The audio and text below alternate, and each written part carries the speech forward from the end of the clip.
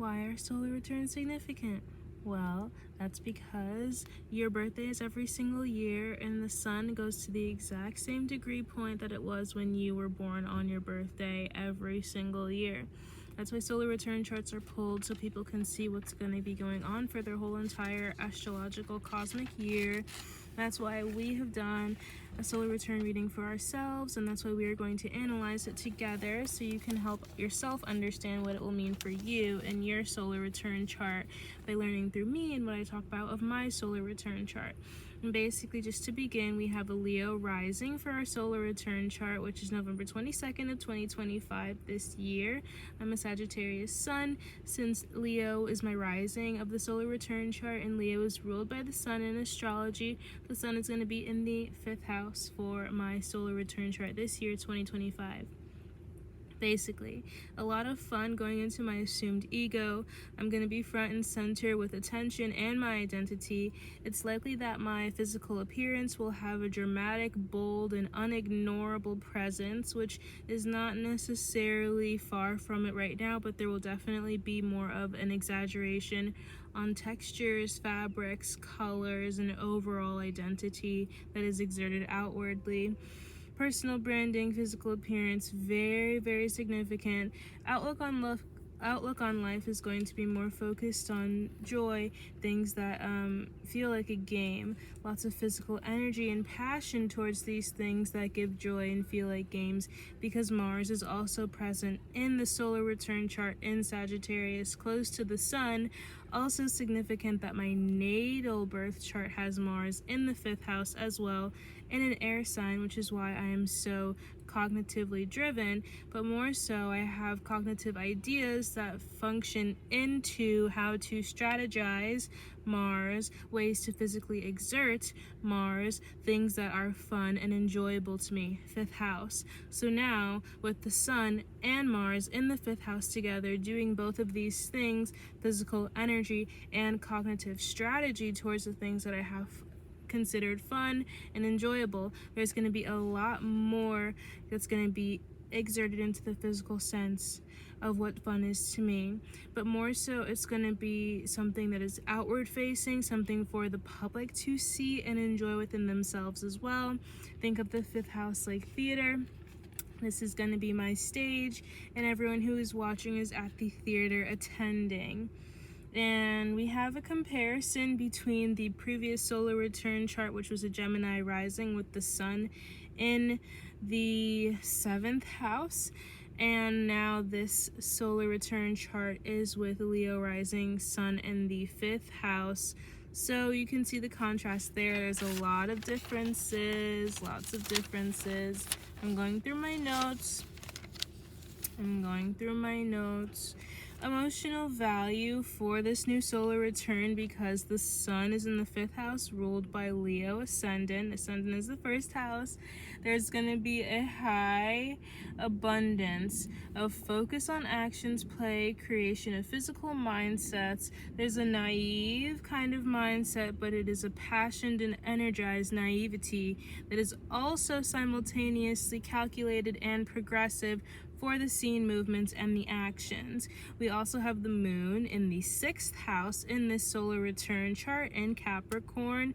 So there needs to be an extreme focus and concern on the bones, the joints, and the teeth, because the skeletal system actually gives the support for the entire body to function. And if these things are misaligned or imbalanced, there can be a lack of emotional well-being with the moon in the 6th house of Capricorn. Also, another thing to note that is significant is the Leo ascendant of the solar return chart is at 25 degrees in Leo.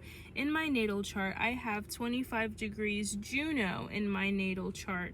So with the comparison of both 25 degree placements in Leo in both the natal and the solar return chart, I'm feeling a very strong sense of partnership, community, bringing partnership, and a partnered lover who could be coming in to assist and the ways that the self is identified and physicalized into the community, the internet, and the outward space because of where Leo is placed in the natal chart. Now, with this new solar return season, here's the basis in an excerpt. We are honoring the old self one last time before embarking into the embodiment of new self, current self. Once old self is gone, there will be no return. Basically, this is just giving an essence of the old season and the current season, how they differ, and this old self that is going to be lost is no longer here to return, because when we have a rising sign in the fire element, everything that is before gets burnt to the ground. Think of the phoenix. The phoenix is reborn from its ashes. Think of Aries. Aries is the trailblazer that leaves nothing behind because it is too busy forging forward. Because it is the first sign, it's cardinal, which means it begins, and it's fire, which means it ignites. It is emotion filled, and with all of these energies combined, it is very, very fruitful for new beginnings and things that are most potent for our survival to bloom flow. Survival to bloom flow. Now, last things we want to talk about here is that the new season, the current season, will be more focused on light. It will be focused more on things that are of a bold nature, also things that are of a more natural nature.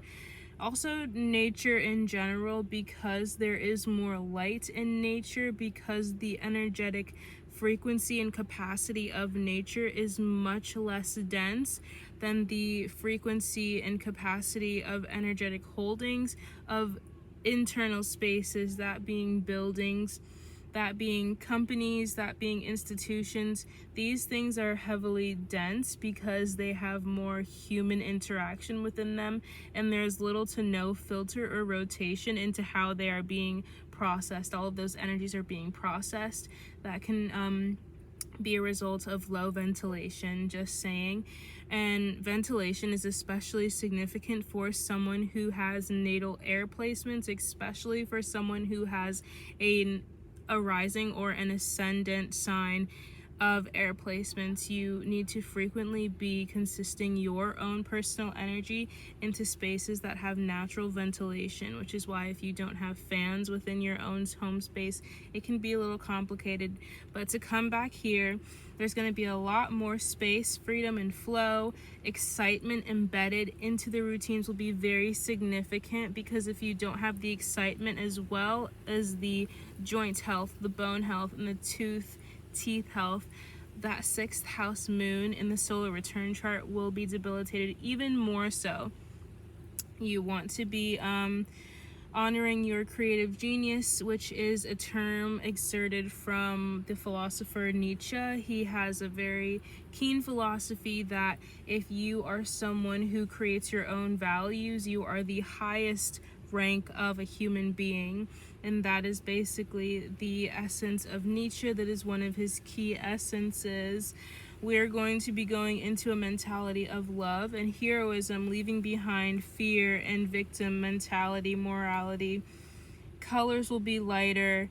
There will be less layers. There will be more freedom, and there will be more integration of both masculine and feminine energies, because Leo is a masculine sign. But we also have to consider that after Leo comes the Virgo, which is Earth.